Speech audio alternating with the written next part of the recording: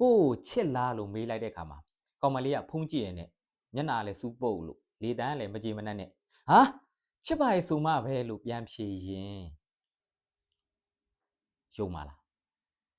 စကလုံးအရဆိုရင်တော့ချစ်တယ်ဒါပေမဲ့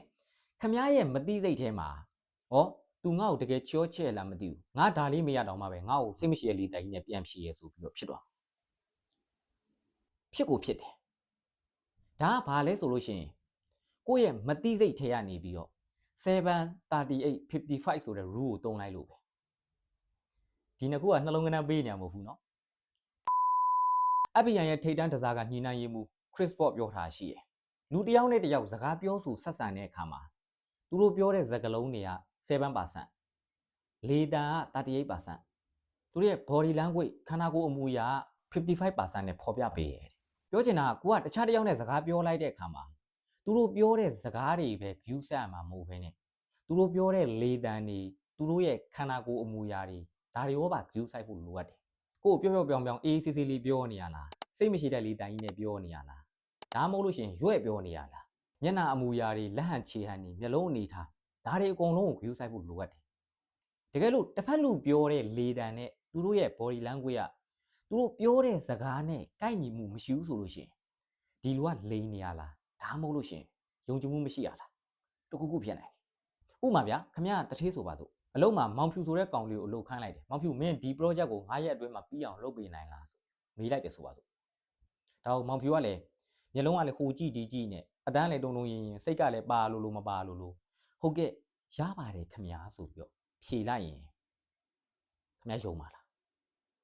ဟာဒီကောင်ကတော့လုံးနိုင်မဲ့ပုံလည်းမပေါ်ပါဘူးဆိုပြီးချက်ချင်းထင်သွားမှာမောင်ဖြူကလည်းတထေးရခိုင်းတာဆိုတော့သူခိုင်းတာမလုပ်လို့ရှိရင်အလုံးထုတ်ခံရမှာတို့နောက် bonus မရမှာစိုးလို့တို့အဲ့လိုမျိုးစိုးရိမ်စိတ်ကြီးနဲ့လက်ခံလိုက်တာဖြစ်နိုင်တယ်ပြောနေတဲ့စကားလုံး7%ကဟုတ်ကဲ့ရပါတယ်ပြောနေတခြား93%မရပါဘူးအမေကြကြပါဦး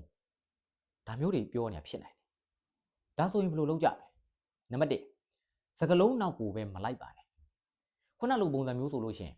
မင်းရတာလုံနိုင်တယ်ပြောနေတာမင်းကြည့်ရလဲတိတ်မပြတ်သားသလိုပဲနော်ဆိုပြီးတော့ပြန်မေးကြည့်လိုက်လူတော်တော်များများအလုတ်ခိုင်းတာပဲဖြစ်ဖြစ်စကားတွေဘာတွေပြောဆွေးနွေးညှိနှိုင်းတာပဲဖြစ်ဖြစ်တစ်ဖက်ကလူက yes လို့ပြောလိုက်တာနဲ့အဆင်ပြေပြီးပြီလို့ပဲထင်နေကြတာတစ်ဖက်ကလူကစိတ်ပါလက်ပါနဲ့တေချာပြောနေရလားစိတ်မပါတပါကြီးနဲ့ပြောနေရလားဆိုတော့ထည့်မတော့ကြတော့တကယ်လို့တစ်ဖက်ကလူကစိတ်မပါတပါကြီးနဲ့ပြောနေတာမှန်သိရင်တေချာလားဆိုပြီးတော့ပြန်မေးဒီလိုမေးတာ